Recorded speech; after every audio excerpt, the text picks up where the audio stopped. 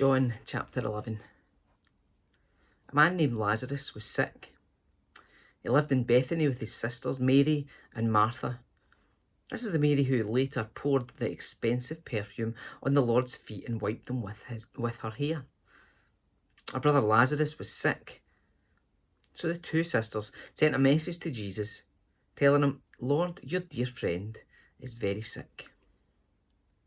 But when Jesus heard about it, he said, "Lazarus' sickness will not end in death. No, it happened for the glory of God, so that the Son of God will receive glory from this."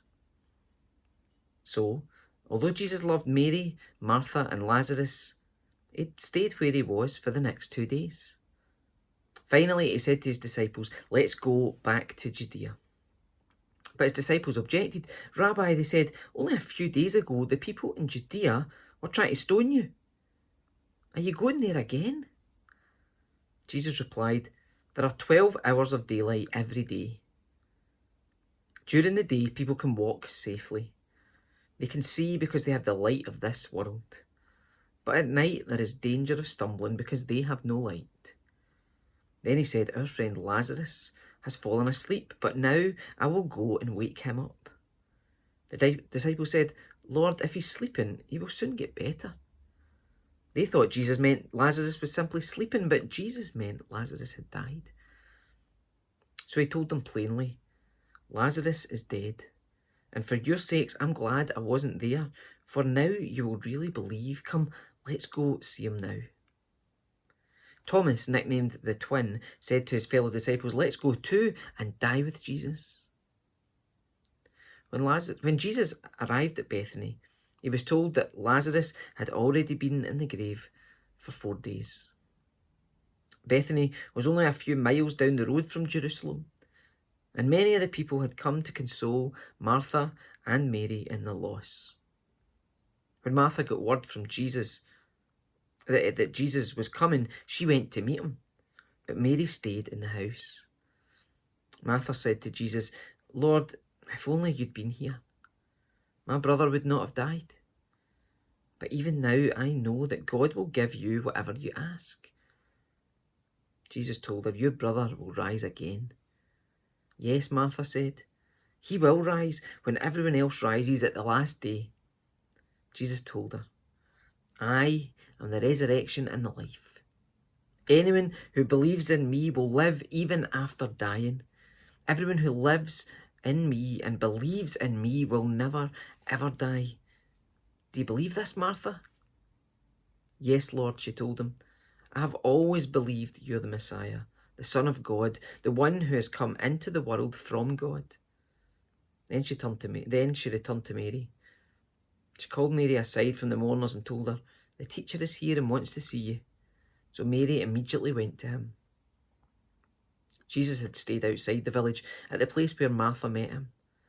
When the people who were at the house consoling Mary saw her leave so hastily, they assumed she was going to Lazarus' grave to weep. So they followed her there.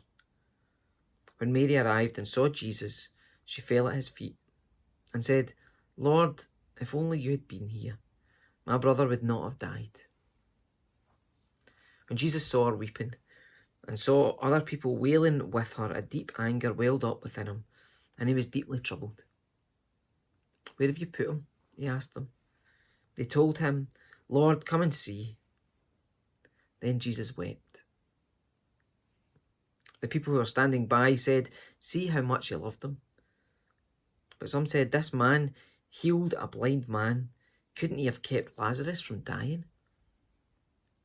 Jesus was still angry. As he arrived at the tomb, a cave with a stone rolled across its entrance. "Roll the stone aside," Jesus told them.